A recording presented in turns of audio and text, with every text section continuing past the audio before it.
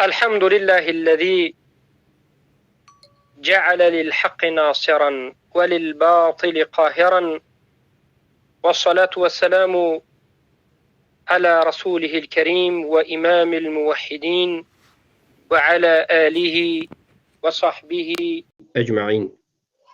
أما بعد، السلام عليكم ورحمة الله وبركاته.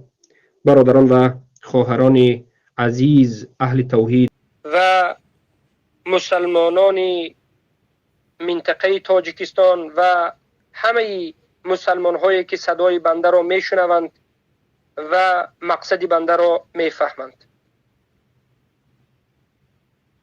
حالا ما خواستیم جواب به علماء سو، جواب به علمای طاغوتی، جواب به اون علمایی که در عهد و پیمانشان ثابت نایستادن بدهیم که امروز یک چند نفر از صوفی های طاغوت پرست های دین فروش های خائنان فروخته شدگان و طاغوت پرستان از منطقه خوجند بالا شده اند و در حق طالب علمان اهل سنت و الجماعت طعنه میزنند، دروغ میگویند، تهمت میبندند که اونجا کنیه مرا ابو محمد مدنی را استفاده بردند و مرا خطاب گرفتند و به من این نوارها را نوشتند. اولا جواب ما به این علماء سو همین است که اتقوا الله، از الله بترسید. اتقوا الله، از الله بترسید که رب العالمین است و روز شما در روبروی این الله راست می ایستید و به دروغ‌های خود، به خیانت‌هایی که بر دین کردید جواب خواهید داد. حالا بیایید صحبت این را مختصر گوش میکنیم که چی میگوید. الحمدلله مردم ما در تاجیکستان در طول 1400 سال زیاده ایمان و اعتقاد راسخ و در اساس مذهب امام اعظم رحمت الله علیه عبادت زندگی کرده ایستادند و تا آن دمی که این گروه ها پیدا نشدند بین ما وحدت متحدی در مسئله های دینی یگان خیل اختلاف ها به میان آمده بود. همه الحمدلله نماز می خواندند، مسجد می رفتند. ببینید دشمنان ما آنقدر با حیله و نیرنگ به جماعت، به جمعیت ما سر خود را در آوردند و مقصد آنها یگانه هست: اختلاف، ضدیت، بغض و عداوت و بالاخره خون ناحق ریختن است. اینها به این مقصدهای شوم خودشان. بارک الله فیکم. اولا انسانی که در اینجا صحبت میکند معروف به نام کلانزاده از شهر خوجند باستانی از ولایت سغد امروزه هست. کلانزاده معروف است، حتی پدر ایشون گذشته خیر معروف است و خود ایشون معروف است در خدمت صادقانهش به حکومت و ضدیت‌هایش به شریعت و دشمنیش به قرآن و سنت و عقیده اهل سنت و الجماعت. علماء سو، علمایی که خیانت کردید، مقابل قرآن و سنت و مقابل فهم سلف صالح می ایستید، شما فکر نکنید که مردم شما را نمیشناسند. شما فکر نکنید که ما شما را نمیشناسیم. هر یک شما را، تاریخ شما را، گذشتگان شما را و چگونه بودن شما را خیلی هم خوب میدانیم و میشناسیم. حتی شاید خود شما کلانزاده یگان زیوانی بزرگی هم داشته شاید باشید، شاید پلکونیک از اون بالاتر یا پستر باشید.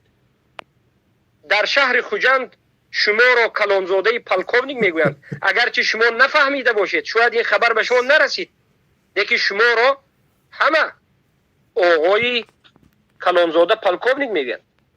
برای چی؟ خود شما میدانید که خدمت صادقانه را به الله سبحانه و تعالی و برای دینش و برای نصرت سنت رسول الله و برای ظاهر شدن حق و یکتاپرستی کردید، یا خدمت صادقانه خود را به جناب خود، به طاغوت خود، به این رئیس الرؤسا کردید؟ شما میگویید 1000 سال است، 1000 سال است، 1400 سال است که علمای ما در مذهب ابو حنیفه همه خوب و همه آمده اند. بله، این سخن شما خوب است، ما به این سخن شما ضدیت نداریم و به همین صحبت کرده شما خود شما ضد هستید. علمای 1000 ساله گذشته خود را ما امروز گفته ایستادیم. ما امروز میگوییم که شما، امثال شما از جنوب تاجیکستان به مانند میرزا و عبدالرحیم قزاقانی و بختری و ایشانها و این مسخره بازان و این خائنان و شما و امثال شما که یک چند نفر از خوجند برآمده دست پرورده های حکومتی خدمت صادقانه کننده به حکومت، شما را ما پیروی نمی کنیم، دین را از شما نمی آموزیم، زیرا که شما خیانت کردید به اصل دین. شما حقیقت را نگفتید. حقیقت نگفتن که یک طرف است. به دین الله و رسول می جنگین، به عقیده صحیح می جنگین. و ما گفتیم که ما به علمای سلف صالح که اینچنین از بخارا بودند، از سمرقند هم بودند، از ماوراء النهر که خیلی هم زیاد بودند، از فارس هم بودند، از عرب بودند و از غیره بودند، از همه اینها که سلف صالح بودند پیروی میکنیم. و ما این سخن را از پیش خود نگفتیم، از پیش خود چیزی را به دین الله مثل شما اضافه نکردیم. ما همان چیزی را گفتیم که رسول الله به ما نشان دادند و ترک کردند و گفتند ترکت فیکم امرین لن تضلوا ان تمسکتم بهما بعدی. من به شما دو چیز را گذاشتم که اگر به همین دو چیز چنگ زدید بعد از من هرگز گمراه نخواهید شد. این دو چیز چی است؟ کتاب الله و سنتی، کتاب الله و سنت رسول الله صلی الله علیه و سلم. و در جای دیگر گفتند که همین کتاب الله و سنت رسول الله را به فهم سلف صالح فهمید. و ما گفتند تمسکوا بسنتی و سنت الخلفاء الراشدین المهدیین، چنگ بزنید به سنت من و به سنت خلفای راشدین مهدیین صحابگان رضی الله عنهم. و فرمودند صلی الله علیه و سلم که خیر القرون قرنی ثم الذین یلونهم ثم الذین یلونهم، بهترین قرن من است و بعد از این قرنی بعد دوم است و بعد از این قرن سوم است. ما قرن اول دوم سوم را که علمای سلف صالح بودن قبول داریم. البته اون کسانی که صالح نبودن، اون کسانی که باطل بودن قبول نداریم، اما علمای سلف صالح قبول داریم، از صحابگان تابعین و تبع تابعین و در جمله 4 مذهب را قبول داریم. ابو حنیفه، نعمان بن ثابت رحمه الله، مالک بن انس امام دار الهجره رحمه الله، امام الشافعي محمد بن ادریس الشافعي رحمه الله، احمد بن حنبل رحمه الله، شیبانی رحمه الله. 4 مذهب را قبول داریم و ما مردم مسلمانی که به این 4 مذهب پیروی میکنند هرگز به اونها نگفتیم که مذهب در مذهب باشید شما باطل هستید، در مذهب باشید شما مسلمان شاید اعوذ بالله نباشید. این چنین سخن را هرگز ما نگفتیم. بله این 4 مذهب را قبول داریم. بله هر کسی حق دارد از یکی از این 4 مذهب ها پیروی بکند و ما فقط گفتیم که تعصب در مذهب نکنید. قرآن و سنت را ترک کرده گفته های بنام این علمای سوی امروزه را مذهب نگوید. ما فقط یک چیز گفتیم، مذهب ابو حنیفه دیگر چیز است، علمای امروزه تاجیکستان دیگر چیز است. مذهب ابو حنیفه در یک وادی هست، در یک جا هست. شما علمایی که دعوای حنفیه دارین در دیگر منطقه هستین. شما نه عقیده ابو حنیفه را دارین، نه فقه و اجتهاد ابو حنیفه را دارین. شما تمام دینداریتون مخالف به ابو حنیفه رحمه الله است. ما فقط همین سخن را کردیم. ابو حنیفه طاغوت پرست نبود رحمه الله. ابو حنیفه به خاطر قاضی نشدن در یک حکومت اسلامی در زیر شلاق‌ها وفات کرد. لیکن شما باشید در زیر یک حکومت کفری شب و روز ضد اسلام خدمت میکنید. شما میگوید 1400 سال است. بله، علمای اولین اهل اسلام از منطقه بخارا، امام البخاری محمد بن اسماعیل البخاری رحمه الله از بخارا بود، تاجیک بود. ما پیروی همین ایشون هستیم. امام بخاری کتاب نویس به مانند خلق افعال العباد و الرد علی الجهمیه و الرافضه. این رد به شما جهمی ها است، کسانی که الله در بالا بودنش انکار میکنین، کسانی که صفات های الله انکار میکنین. امام بخاری همون امامی که تاجیک بود ضد شما هست و شما را کافر میگوید، به خاطر اینکه این علمای صوفی و این علمای درباری الله در بالا بودنش انکار کردین.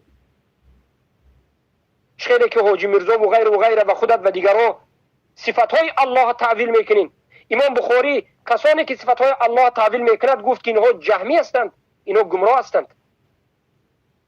امام البخاری رحمه الله این عقیده اشعری و ماتریدی که امروز در تاجیکستان پهن شده است که صوفی ها دارند، این عقیده را عقیده جهمی و این عقیده را عقیده کفری میداند. آنان که البته اشعری و ماتریدی بعد از امام بخاری آمدند، لیکن همون جاهای عقیده که امام بخاری جهمی گفتن همین است. صاحب کتاب ذم الکلام الهیروی، ابو اسماعیل الهیروی، عقیده اشعری و ماتریدی و صوفی و درباری و طاغوت پرستی را کفر شرک میداند و این را بدینی میداند. این عالم فارس بود.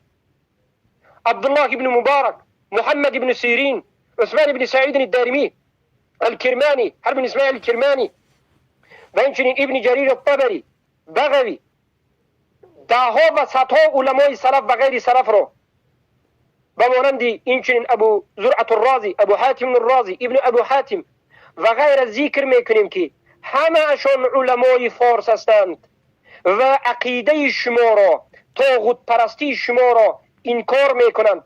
شما هستید که ای علماء سو به علمای گذشته تان خیانت کردید، هم به قرآن، هم به سنت، هم به صحابه، هم به تابعین، هم به تبع تابعین و هم به اسلام و مسلمین و هم به علمای فارس خیانت کردید. اما ما باشیم، ما پیروان قرآن هستیم، پیروان سنت رسول الله هستیم، پیروان صحابه، تابعین، تبع تابعین، پیروان 4 مذهب رحمهم الله و اینچنین پیروان همون علمای تاجیک هستیم که حق را گفتند. و آیا ای کلانزاده، جناب پالکوونی کلانزاده، آیا شما معصوم خوجندی را نمیشناسید؟ محمد معصوم خوجندی، ابو عبدالرحمن هم در جای ابو عبدالکریم میگن، ابو عبدالکریم المعصوم الخوجندی رحمه الله که 60 سال پیش در مکه مکرمه وفات کرده است. چه عقیده دارد؟ درباره قبر پرستی چه عقیده دارد؟ درباره طاغوت پرستی چه عقیده دارد؟ درباره لا اله الا الله چه عقیده دارد؟ و علمای صوفی و خیانتکار و معتریدی و اشعریه که در این منطقه خوجند بودند، مرغلان بودند، چگونه رد و انکار کرده است؟ کتابهایش امروز به طبع رسیده و منتظر است و منتشر است و منتظری شما ای اهل خوجند است. این ابو عبدالکریم الخوجندی، معصوم خوجندی، از منطقه شما بود ای اهل خوجند، ای خوجندی ها. علمای شما این خیانتکارها نیستند، این پیشواها به شما خیانت کردند، بلکه علمای حقیقی شما به مانند ابو عبدالکریم معصوم خوجندی رحمه الله است که در مکه مکرمه بعد از هجرت، بعد از تألیف کردن 10 کتاب وفات کرده است.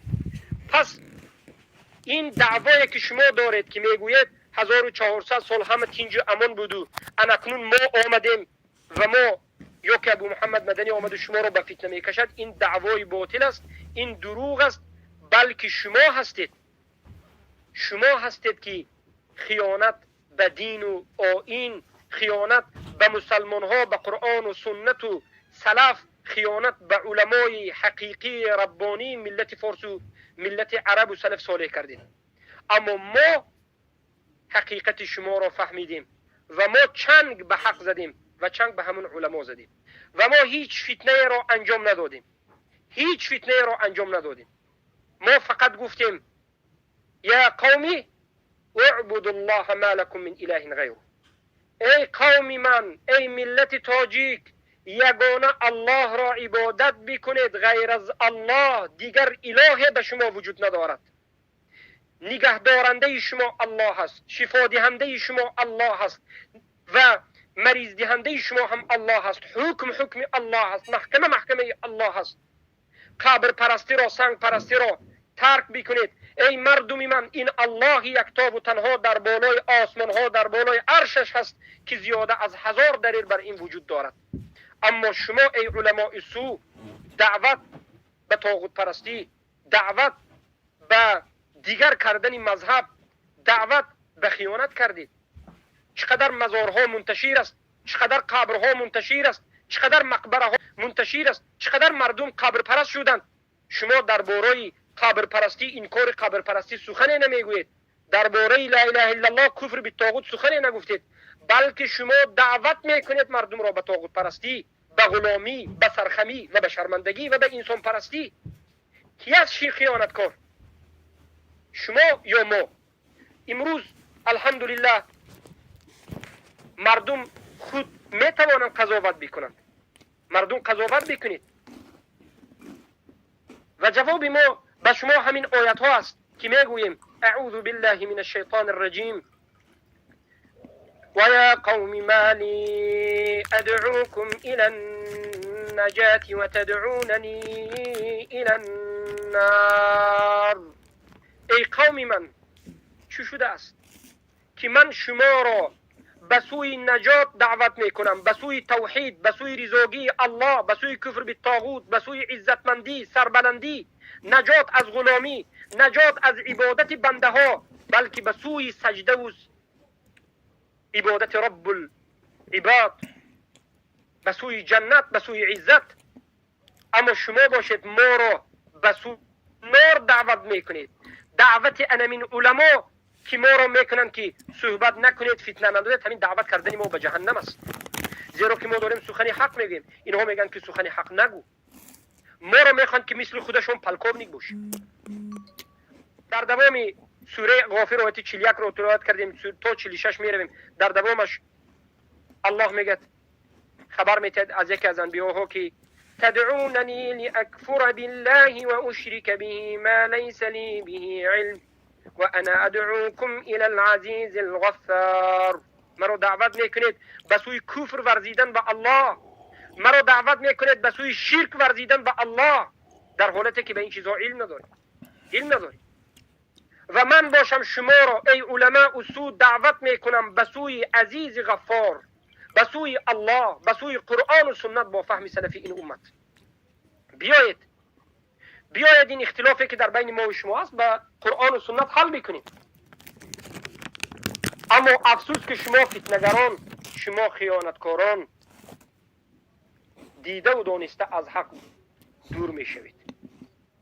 اما دوامی در بعد از یک آیت این آیت ها الله می گوید، البته از اگر اولش بخونیم لا جرم ان ما تدعونني الیه لیس له دعوة فی الدنیا ولا فی الاخره وأن مردنا إلى الله وأن المسرفين هم أصحاب النار فستذكرون ما أقول لكم وأفوض أمري إلى الله إن الله بصير بالعباد. زود است که به یادتان می آید این سخنهای حقی که ما به شما می گوییم، این توحیدی که ما به سوی شما را دعوت می کنیم. زود است که وقتی که روبروی الله استادید به یادتان می آید که شما را طالب علمان اهل سنت به سوی توحید دعوت می کردند و ما امرمان را، حالمان را به الله ترک می کنیم و الله بیننده بر بندگانش است.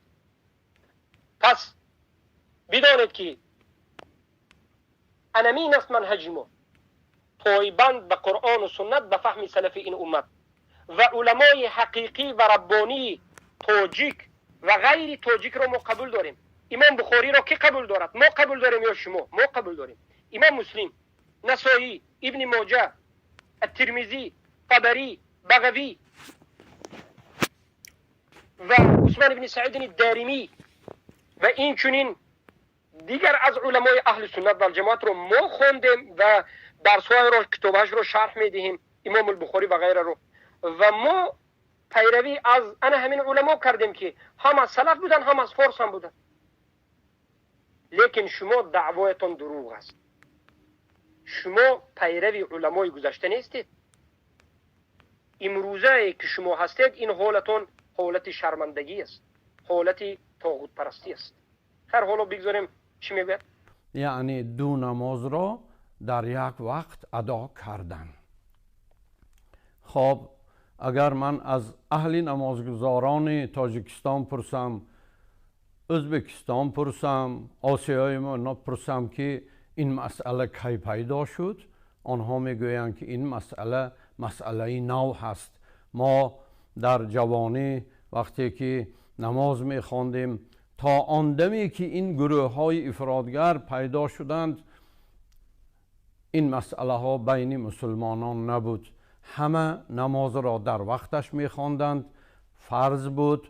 نماز بامداد، پیشین، عصر، شام، خفتن، کسی فکر نمیکرد که این نمازها را یک جا خواندن ممکن است.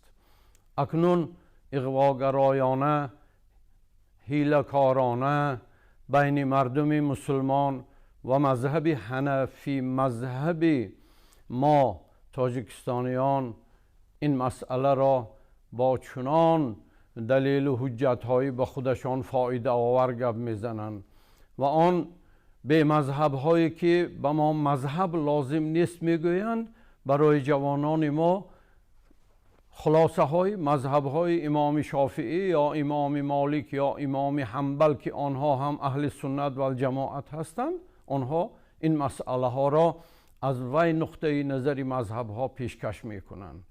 این گشاد و روشن اختلاف اندازی است و وقتی که آنها یک آیت را نادرست تفسیر میکنند، اگر فتوای باشد که برای فریب جوانان ما، بله آنهایی که میخواهند که شریعت را آسان کنند، شریعت را تغییر دهند، با همین راه تفریق اندازند، آنها راه آسان را پیشکش میکنند که با یک اذان در یک وقت دو نماز را خوانید و این را در نماز پیشین و عصر و شام و خفتن اگر خوانند، آن وقت می شود به جای 5 وقت نماز خواندن 3 وقت نماز می خوانند. خب بگذار اهل تشیع این عمل را کنند، اما مذهب ما در این طول 1400 سال با دلیل های قطعی و روشن و واضح تعلیم دادند و مردم مسلمان عالم که 70% آنها حنفی مذهب هستند به این راه و روش اطاعت میکنند. الحمدلله و ما هم اطاعت میکنیم. یگان نفر خادم دین اهل علم تاجیکستان به این فتوای آنها راضی نیست، همه مقابل هستیم. شما بر صف مایان و علل خصوص جوانان اختلاف نه اندازید. شما مقصد دارید، زرخرید هستید، آنهایی که به شما پیسه پول میدهند شما را دستگیری میکنند، مقصدشان همین هست که تاجیکستان آرام ما ناتنج باشد، مثل عراق و مثل سوریه و مثل لیبیه به خون آغشته گشتد. اما ما یک بار از سر گذراندیم این حالت ها را. ما هیچ وقت نمی خواهیم که حیات آسوده ما امروز و فردا برای فرزندانمان با جنگ با خون آلوده باشد.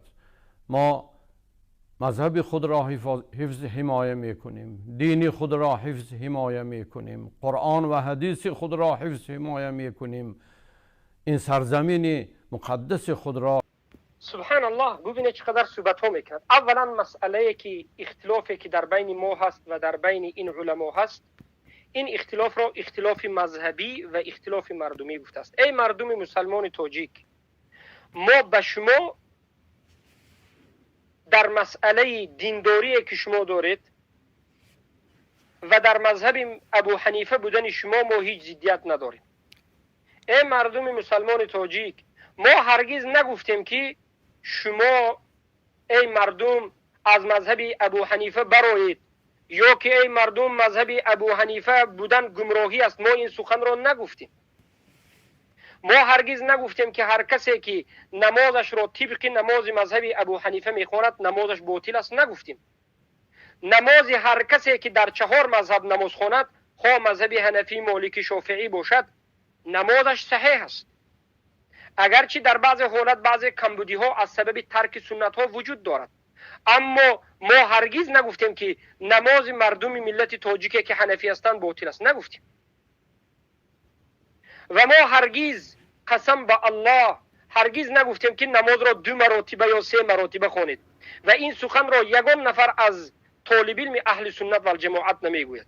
هیچ کسی از مسلمان ها نمیگوید. این را رافضه ها گفتند که نماز 3 تا است. ما میگوییم ان الصلاه كانت على المؤمنین کتابا موقوتا. نماز برای مؤمن ها در وقتش فرض است. نماز فرض، هر یک نماز رو که از فجر است و ظهر است و عصر است و شام است و عشا است، در وقتش بخونید.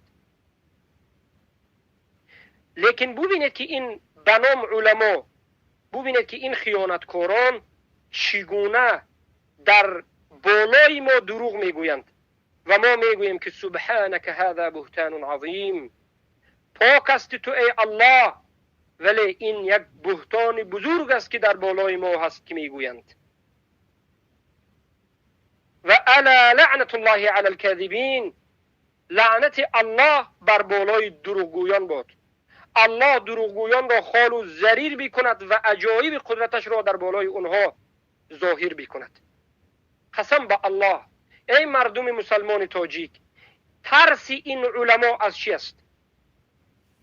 شاید شما سوال کنید به ما که ای طالب علم اهل سنت، چرا این علماها امروز به ضد شما دارد صحبت میکند؟ جواب مختصری ما همین است که ما اهل سنت و الجماعت هستیم و این علما ماتریدی هستند، از اهل سنت و الجماعت نیستند، یا اشعری هستند، یا صوفی هستند، یا ملاهایی که دینشان دین حکومتی است. هر چیزی رو که حکومت برای اینها حلال گفت، اینها همون رو حلال میگن، حرام گفت حرام میگن. کلانزاده میگویند که ما دینمون را حمایت میکنیم، قرآن و سنتمون را حمایت میکنیم، مذهبمون را حمایت میکنیم. روی شما سیاه باد ای دفاع کنندگان که در تاجیکستان گفتند که حجاب مال بیگانه هست، حجاب و ستر این از اسلام نیست و شب و روز در بدر میگردند. دخترهای پاکدامن را چقدر حجابهایشان را کشیدند. چرا دفاع نکردید؟ کجا بودید مرده ها؟ چرا نگفتید که این حجاب در قرآن آمده است؟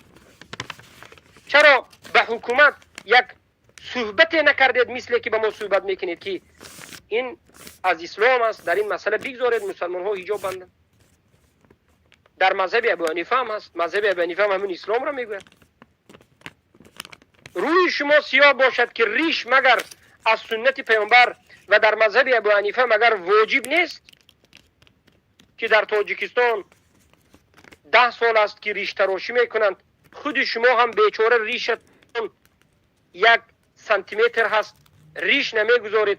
برآمدید به این بیریشی و شرمندگی رد به اهل سنت کرده میگوید که ما دفاع از قرآن و سنت میکنیم. کنی این دفاع از سنت که ریش مردم میتراشن، 1 مرتبه نگفتید که از نظر مذهبی حنفی ریش ماندن جایز است؟ چرا نمیگوید؟ چگونه شما دفاعگران قرآن و سنت هستید که فقط بر علیه قرآن و سنت می جنگید؟ چگونه شما دفاعگران قرآن و سنت هستید که قرآن و سنت را فقط به خواست همین پادشاهتون راست میکنید؟ مگر همون پیشوای شما حسین زاده شرمنده یک مشرک کافر نبود که یک روز برآمد در مجلس گفت که جناب هر چیزی که شما میگوید انمون قرآن است، انمون سنت است؟ چرا برآمد رد نزدید؟ مگر همون جنابی که شما دارید همه گپش قرآن و سنت است؟ نامعقول کردید. ما خلاف ما به شما همین است. ما به هیچ کس درباره اشاره سبابه مردم را حالا به بحث و مناظره نکشیدیم. بله اشاره سبابه سنت رسول الله است، باید اشاره سبابه کرده شود. اما کسی اشاره سبابه از نظر مذهبی حنفی نکند، نمازش نماز است. ترک سنت کرده است. بله رفع الیدین سنت رسول الله هست. کسی که این کار میکنن نامعقول کرده است. سنتی که ثابت شد ما با آوازی بلند میگیم رفع الیدین قرة العینین فی الصلاة، این دو دست برداشتن در نماز، رفع الیدین این نور چشم مسلمان ها است، سنت رسول الله هست. لیکن اگر کسی از مذهبی بدون رفع الیدین خورد، بله نمازش نماز است. ما به مردم مسلمان مخالفت نداریم، ما به شما مخالفت داریم. شما خیانت کردید، شما دین را فقط بردید به همون پرزیدنتتون و به رئیستون میچسبانید. یک رئیس شهر اگر زنا را حلال بگوید، شما هم به همون حلال گفته رفته ایستادید. مخالف قرآن و سنت دارید صحبت میکنید، نام دین را فقط اسلام میگوید، لیکن هر چیزی که خودتون خواستید میکنید. هواپرستان، شهوت پرستان، به خاطر خانه خود، به خاطر فرزندان خود، به خاطر کیفیت و عیش عشرت خود شما اسلام را دیگر کردید و شما میخواهید که به خاطر دنیای شما ما هم قربان شما شویم. توف بر شما علماء السوء، توف بر شما طاغوت پرستان. ما به خاطر دنیای شما هرگز دین خود را به گجای نمیگذاریم. ما به دینمون فخر و به این سنت چنگ میزنیم و همیشه عمل به قرآن و سنت میکنیم.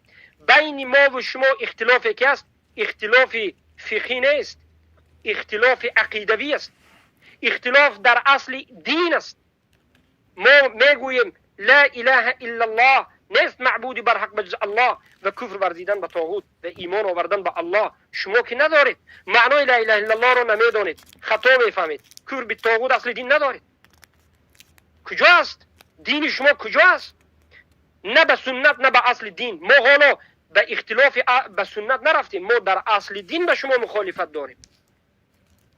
شما تاجیکستان رو همه رو روسیا کردین، همه رو به نام تروریست و به نام نمیدونم این جماعت و آن جماعت در تمام عالم روسیا کردین و ما را هم تهمت میکنین که از کدام جماعت است. هزار مراتب ما گفتیم که طالب علمان اهل سنت هستیم، دانش آموزان آزاد هستیم، در یگان جماعت حزبی حرکت نیستیم و قرآن و سنت را به مذهب سلف این امت میگوییم. ابو حنیفه را قبول داریم رحمه الله میگوییم. حنفی ها را هم میگوییم که بله حنفی باش و منصف و تعصب نکن. اما شما نه حنفی هستید و نه مسلمان هستید. دین خود را به دنیا کی هاست که فروختید، کی هاست که هیهات فروختید و بیخبر هستید و علامتش در خود چهره و در زندگی شما وجود دارد. الله المستعان.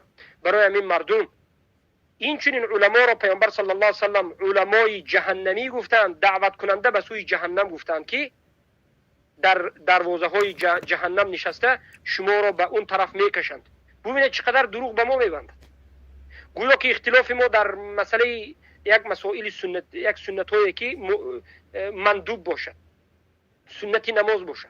ما در مسئله کفر و شرک صحبت میکنیم، اینها توحید انکار میکنند، کفر اسلام میگن. به نام مذهب ابو حنیفه یک دیگر دین جور کردند و خودشون ساختند.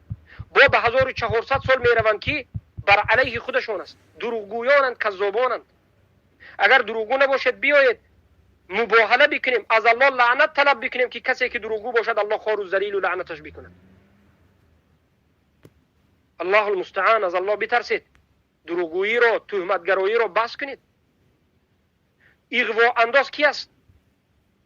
مگر شما نیستید که سنت را انکار میکنید، توحید را انکار میکنید، اصول دین را انکار میکنید و دین را آوردید و به زیر یک انسان انداختید؟ هر کسی که حقیقت را میگه دورا اغوا انداز میگه. اغوا انداز شما هستید، اغواگران واقعی شما هستید. به خاطر حیاتتون مردم تاجیک را خوار و ذلیل کردید، دروغ گفتید، بهتان کردید و به دین الله خیانت کردید. مقدس خود را حفظ و حمایه میکنیم و شمایان از کجا باشد بانگ و داد و وای میگویید، آخرش وای است، آخرش بد است. در کجای نباشیم آخرش وای نیست. ای شرمنده. پیامبر صلی الله علیه و سلم از بهترین سرزمین که مکه بود به خاطر دین به مدینه رفتند. بله از سرزمین بیرون میشویم به خاطر آزاد، به خاطر به دینمون عمل کردن، به خاطر ریش گذاشتن، به خاطر توحیدمون. اما شما خوار و ذلیل شدید. کارگر شدید، پالکونیک شدید. فرق من و شما همین است که ما ترک کردیم، شما ترک نکردید. ما هجرت کردیم و شما نکردید. آخری ما وای نیست، برای اینکه ما حق را میگوییم و حجت داریم. آخری شما ای علماء اصول وای است. از الله بترسین. آخری ما الحمدلله ان شاء الله سعادتمندی و این دنیا و آخرت است. زیرا که در حق هستیم. قرآن و سنت رو میگیم. آخر شما وای است که اولیای شما شیطان است. آخر ما خوشبختی است، نور است. اولیای ما الله است. چخیلی که الله سبحانه و تعالی میگوید الله ولی الذین آمنوا یخرجهم من الظلمات الى النور والذین كفروا اولیاؤهم الطاغوت یخرجونهم من النور الى الظلمات. الله دوستی همون کسانی هست که مؤمن هستند و موحد هستند. الله موحدها را در کجای دنیا نباشند از ظلماتی، از بدبختی، از گمراهی همیشه حفظ میکند و همیشه اونها را در نور نگه میدارد. و اما دوست و اولیای کافرها، طاغوت پرستان، شرمنده ها و روسیای خیانتکاران شیطان است که آنها را از نور، از دین، از حق به ظلماتی، به شرک و کفر میبرد. اولیای شما شیطان است. اما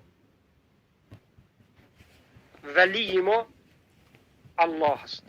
ولی ما الله است سبحانه و تعالی.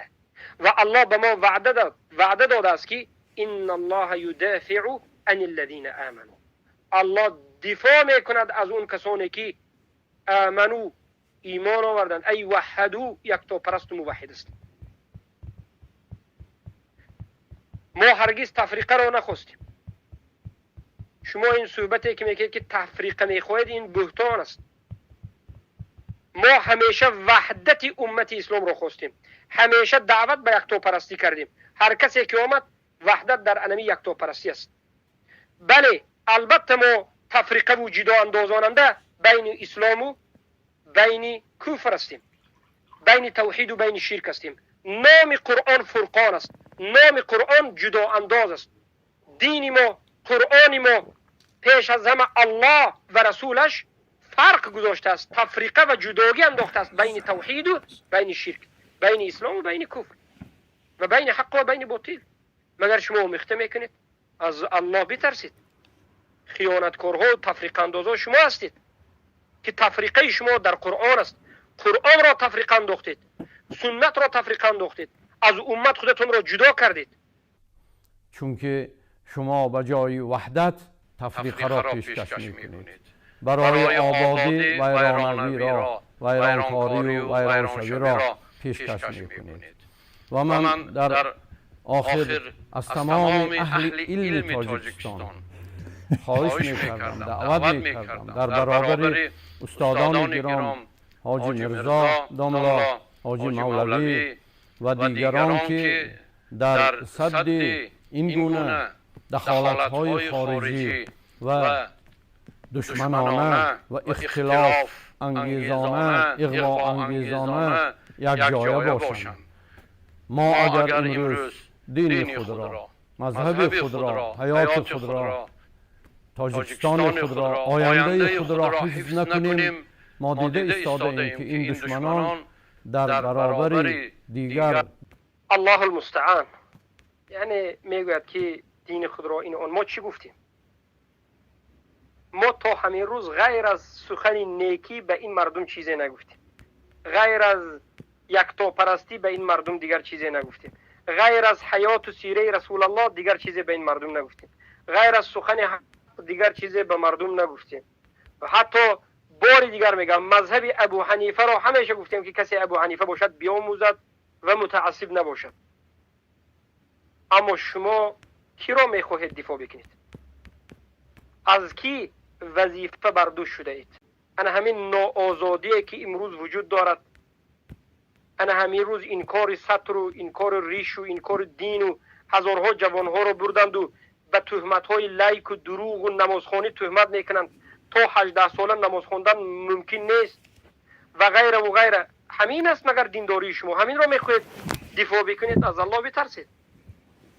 در رسانه ها فتواهای زیادی شنیده می شود و علل خصوص با نام ابو محمد مدنی، او خودش از تاجیکستان است ولی افسوس به دیار خودش، به هموطنان خودش راه غلط را تعلیم می دهد. با کدام راه ها علم گرفته است؟ بالاخره این علماء الطاغوت اقرار کرده ایم که بالاخره تاجیک بودن، یعنی اقرار کردن که بالاخره ما تاجیک بودیم، زیرا تا امروز اینها تا اون درجه ناعادلانه و تا این درجه ناانصافانه این ملتگراها و این طاغوت پرستا به ما هجوم کردن که حتی گفتن تاجیک نیست، اینا گوش نکنیم. بعد از این شاید فهمیده باشند، کفته باشند، آموخته باشند که بله تاجیک است. اولا در دین ما تاجیک بودن و تاجیک نبودن، ملتگرایی این خودش یک جاهلیت است. این یک مراتبه دیگر به شما نشان میدهد که شما علماء سو ملتگرا هستید، قومگرا هستید. تاجیکستان را پاره پاره کردید، کلوب کردید، دوشنبه کردید، غرم کردید، جنوب کردید، شمال کردید، به هر یک طرف لقب گذاشتید. شرم بدارید. همه این مشکلی ها به سبب شما علماء سو شد و بالاخره بله تاجیک هستیم و تاجیک بودن یگان فخر نیست و این اختیاری ما هم نیست. این را الله سبحانه و تعالی اختیار کرده است که از همون منطقه باشیم. لیکن تاجیک ها را که مسلمان هستند همیشه به حکمت و به ادب و مردمی با وفا و با عدل هم دیدیم. اما شما ای علما تاجیک هستید یا نیستید به من فرق ندارد، لیکن خیانتکار هستید، خیانت به قرآن و سنت کردید. و حالا میگه یک نفری هست در فتواهایش زیاد است، این است آن است. نظر بکنید ای مردم، چقدر صحبت های ما را گوش کردید و می توانید که باز گوش بکنید. آیا ما یگان مراتبه شما را به چیزی بده دعوت کردیم؟ لا اقل یک مراتبه. آیا یک مراتبه ما شما را به سوی جماعت یگان گروه دعوت کردیم؟ نه. به سوی حزب دعوت کردیم؟ نه. به سوی یگان حرکت یگان بلای دعوت کردیم؟ نه. ما هستیم که طالب علمان اهل سنت حقیقت را میگوییم و فتنه را میگوییم و از فتنه پیشگیری میکنیم. ما هستیم که از خونریزی ها در آینده انشاء الله پیشگیری میکنیم. اما شما ای علماء سو، شما هستید که مردم را فریب دادید و امروز مردم هم فهمیده ایستادند که شما دروغگو هستید. به شما کسی اعتماد نمیکند. به شما و امثال شما کارگرهایی که امروز هستید به شما مردم اعتماد نمیکنند. و مردم باید بدانند که در عقب شما نماز خواندن هم درست نیست. نمازی که از عقب همچنین به نام علما خونده می شود، علمان عملا کارگرها، نماز هم باطل است. میگه که در کجا خوندنش معلوم نیست یا که چی خوندنش معلوم نیست. الحمدلله معلوم است. عدم علمی که بشیء لا يدل على عدم هذا الشيء. ندانستن تو یک چیز را این دلالت نمی کند که همون چیز وجود ندارد. شما نفهمیدید که ما در کجا خوندیم. الحمدلله خوندیم، تعلیم گرفتیم و امروز جوانهای تاجیک خونده و تعلیم گرفته کم نیستند، زیاد هستند. و شما هست که دروغ میگوید و دیگران را دروغگو میگید. شما هستید که جاهل دیگران را جاهل میگید. از الله شرم دارید با این سن سال بزرگی.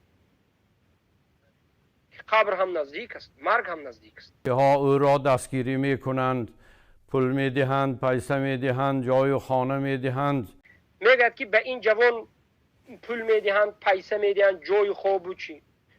سبحان الله. هر کسی دیگر را به خودش قیاس میکند. انمین است مشکلی شما. شما فکر میکنید که دعوت کردن به دین، خدمت کردن به دین حتما باید عوضش پول گرفته شود. حتما باید فروخته انسان به کسی فروخته شود، به یک یگان جای فروخته شود. چنانه که خود شما هستید. تا زمانی که به شما امر نشود صحبت نمیکنید. معاش های شما معلوم است. زندگی شما از همین چیز است.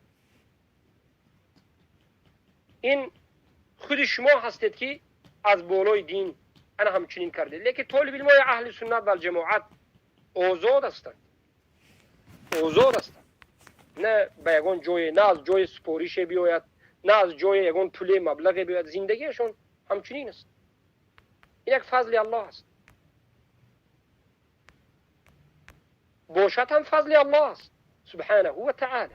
این خودش یک بار فکر کند که چیکار کرده ایستاده است. آب و خاک وطن هست، مقدس هست، شیری مادر هست. آب و خاک وطن را کی مقدس گفته است؟ اولا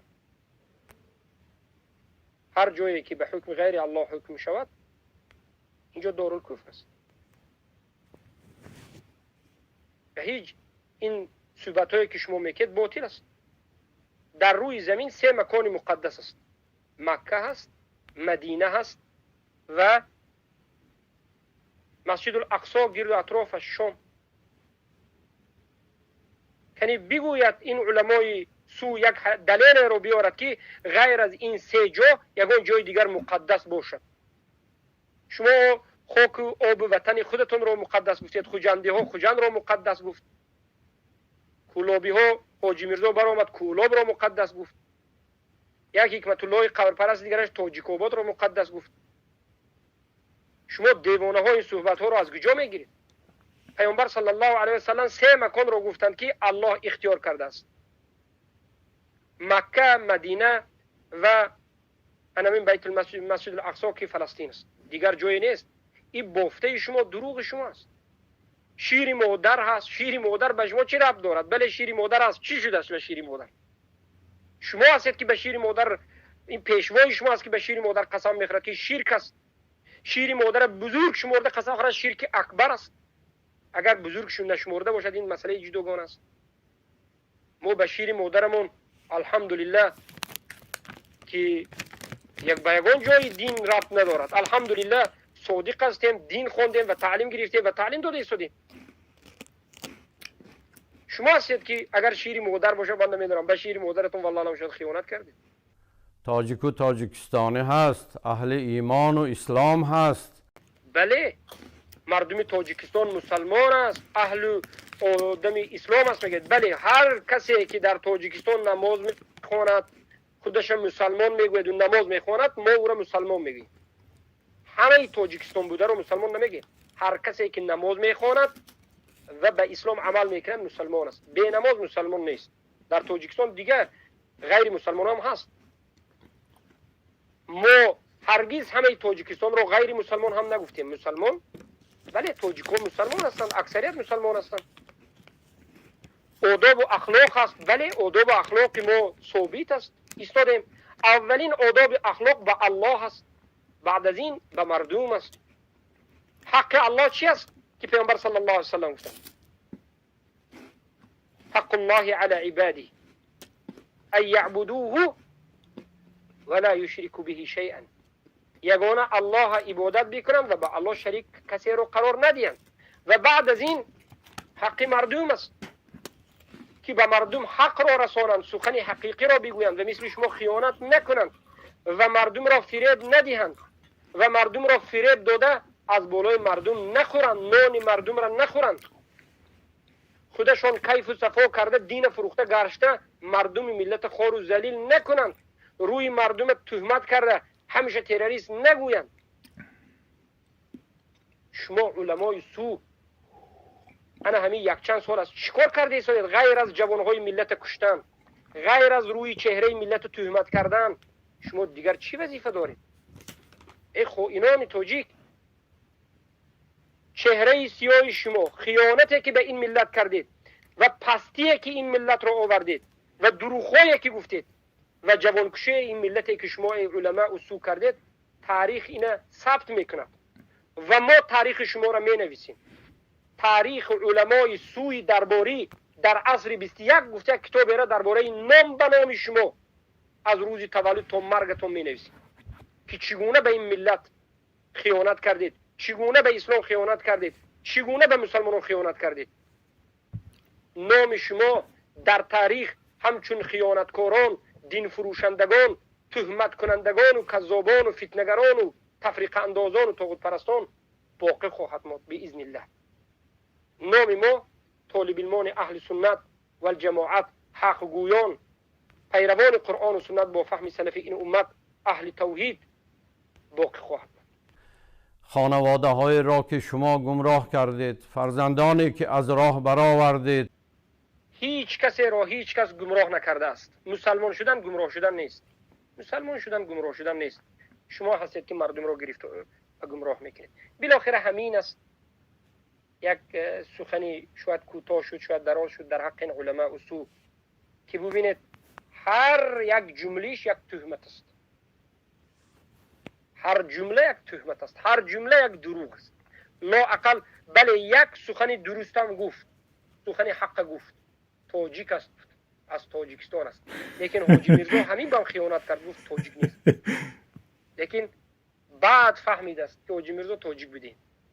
اینها تاجیک ناآدم حساب میکنند. اینها در نزد اینها تاجیک خیلی آدم ندارد. گویو الحمدلله، الحمدلله حق روز به روز ظاهر شده ایستاده است، توحید ظاهر شده ایستاده است. ای جوانها، ای مردم مسلمان عزیز و شریف تاجیکستان، به این علمای درباری، به این علمای دروغگو، به این تهمتگران دروغگویان پیروی نکنید.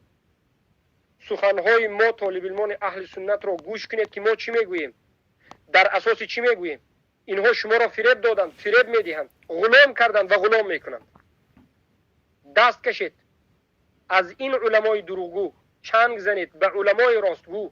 اینها اولیای شیطان هستند، به سوی اولیاء الرحمن اهل السنه و الجماعه بیایید. اینها شما را مثل بازیچه بازی میدارند، عقلهای شما را بر دروغ و تهمت این طرف و آن طرف میکشانند. بالاخره به عقلتان خودتان صاحب شوید، یک کمی فکر کنید، اندیشه کنید و به راه حق بیایید. تا کی شما بازیچه این بازیگرا هستید؟ و در آخر گفتنیم، ای مردم مسلمان شریف خوجند، ای مردم مسلمان شریف و عزیزی کولاب، ای مردم مسلمان و نمازخوان و موحدی شهرهای بزرگ تاجیکستان، از دوشنبه و دیگر از منطقه های همه تاجیکستان، هر علمایی که همچنین اعتقاد دارند که اهل سنت را گمراه میگویند، خوارج میگویند، به جماعت ها نسبت میدهند و تهمت ها میکنند، الله را در بالا بودنش را انکار میکنند، توحید را نمیفهمند و انکار میکنند، از عقب اینها نماز خوانده شما درست نیست. انا همین نقطه را فراموش نکنید. نماز جمعه را با مشقت می روید، با آرزوی اجر ثواب و به کسب کردن رضایی الله می روید.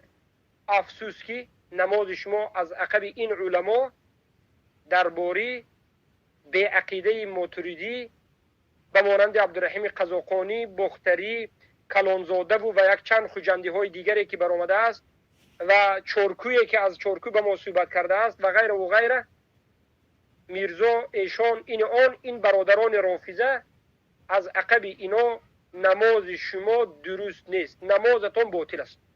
از عقب حنفی ها خوانید، اینها حنفی نیستند، اینها درباری اند.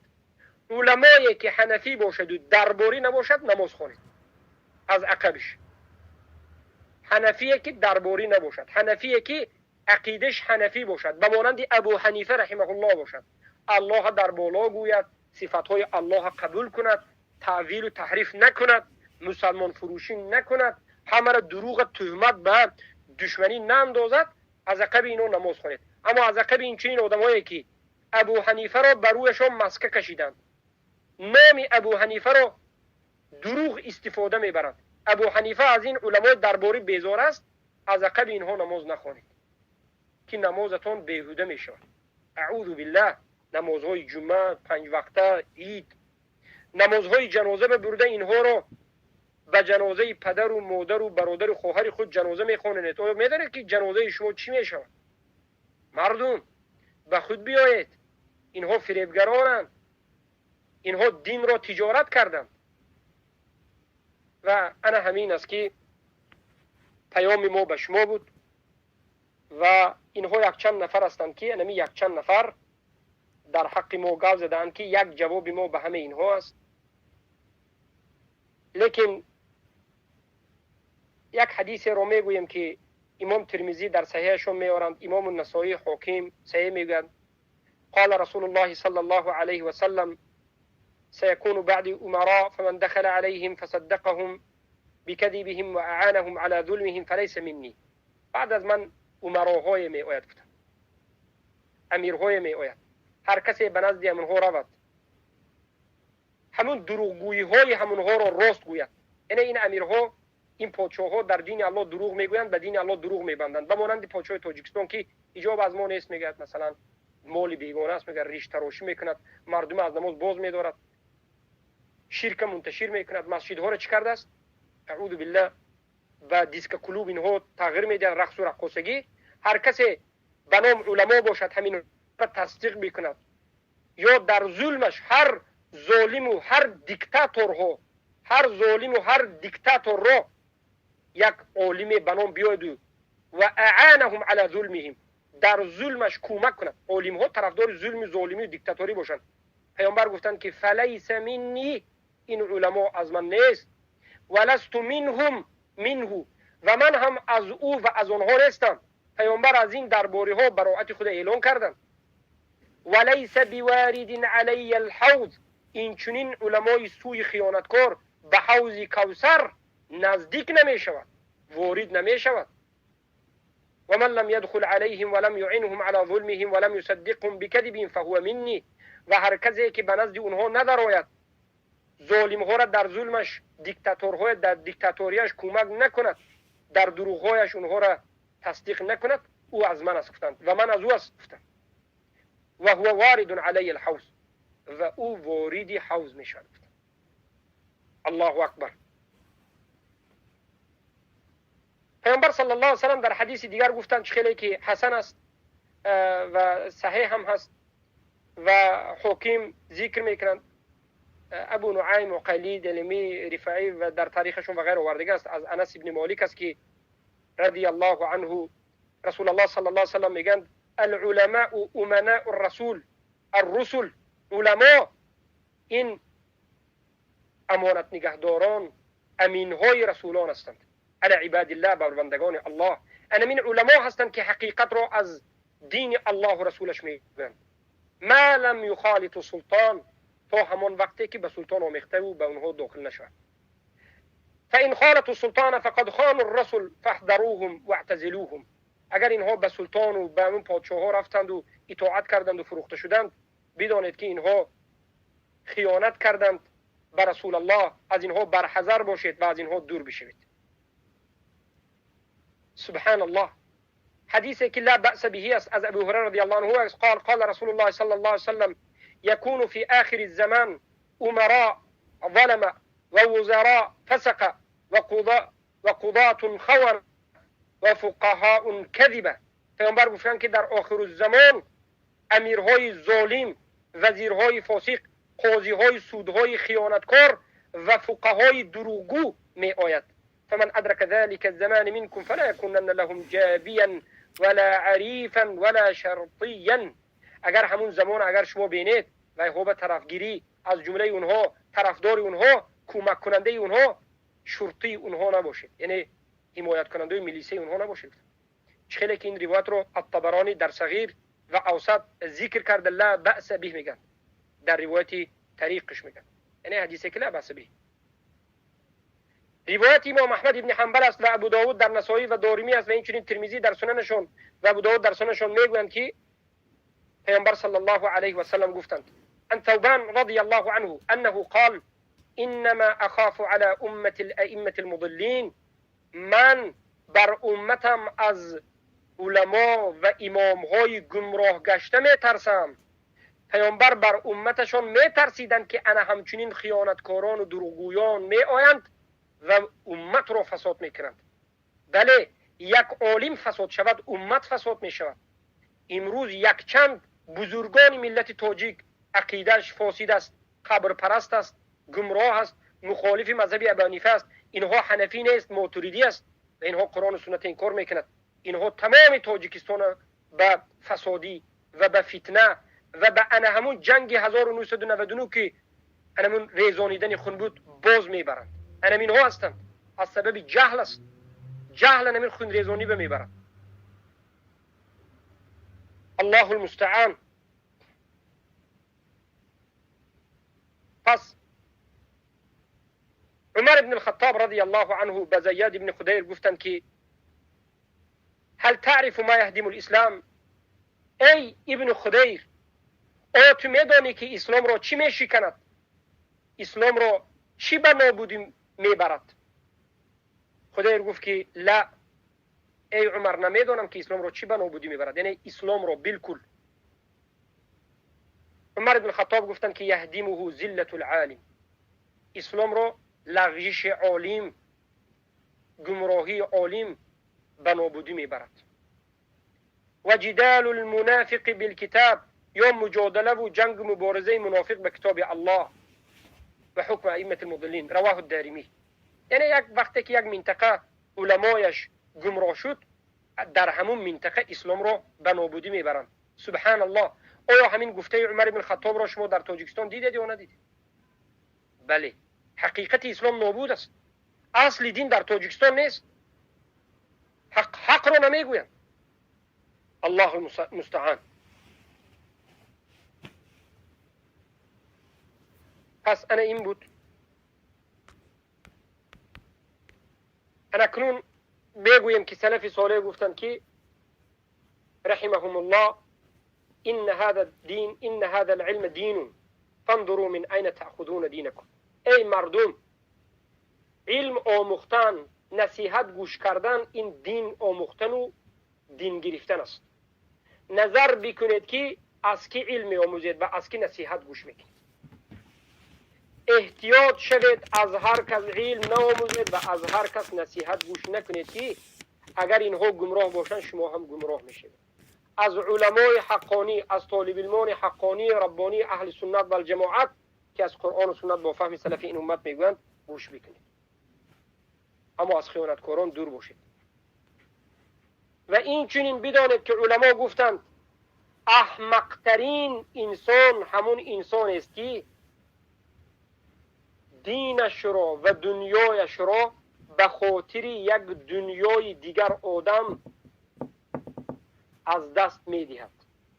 مردم، دینتون را به خاطر این علمایی که خیانت میکنند از دست ندهید.